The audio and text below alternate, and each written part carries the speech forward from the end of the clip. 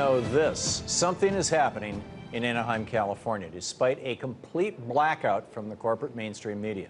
Take a look at some of these pictures by award-winning investigative journalist Amber Lyons from Anaheim over this last weekend. When we hear terms like militarized police, this is kind of what comes to mind. Officers decked out in full military gear as though they're about to be deployed to Afghanistan. So what's behind this? Why are militarized police on patrol in Anaheim? Well, Sunday marked the 9th straight day the local citizens took to the streets to protest police brutality. It's been 9 days since police shot an unarmed man, 25-year-old Manuel Diaz, in the back of the head, killing him.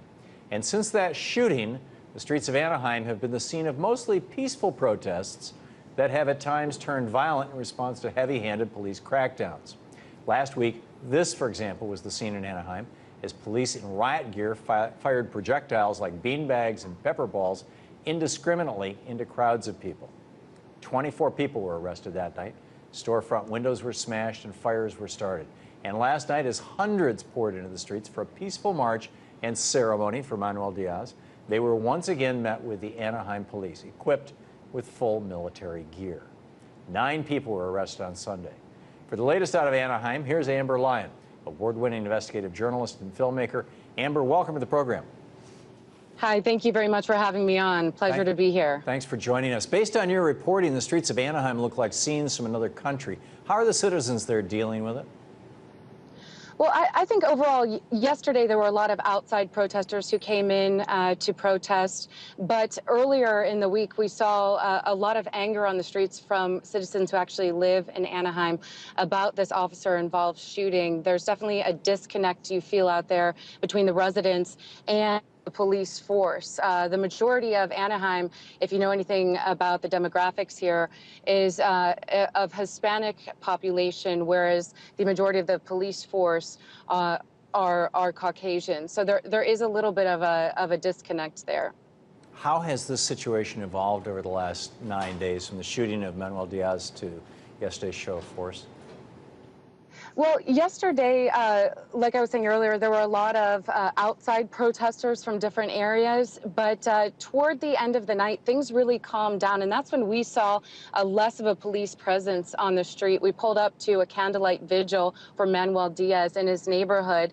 And the locals took over, saying that they don't need the police to show up. They'll take care of it. They'll run traffic control and make sure that everyone's safe.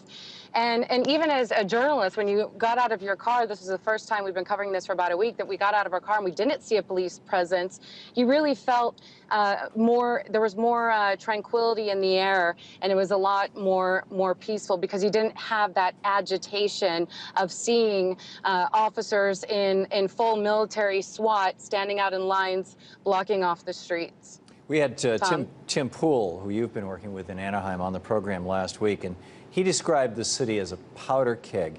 Is that volatile mood still lingering? A little bit. You find definitely pockets of that anger in this area, which could be potentially exacerbated if there is another officer-involved shooting. We were out on the streets, Tim Poole and I, on Tuesday night, and that's when we ended up getting caught in the line of fire, just walking down a regular busy street. Police started firing riot control weapons, and some of those weapons also, where we were almost hit, they also almost hit or did hit pedestrians. And so you can imagine they are now holding more anger or more frustration with police as well. So if something were to happen and another spark, we could see more riots in Anaheim. But last night, when everything ended, it was very much a calm mood on the streets, Tom. Would you say, Amber, that which is the chicken and which is the egg here? A lousy metaphor, I suppose, but is the excessive police presence producing a reaction from the people, or is it the reaction of the people to the initial police presence and an escalating reaction causing a greater police presence?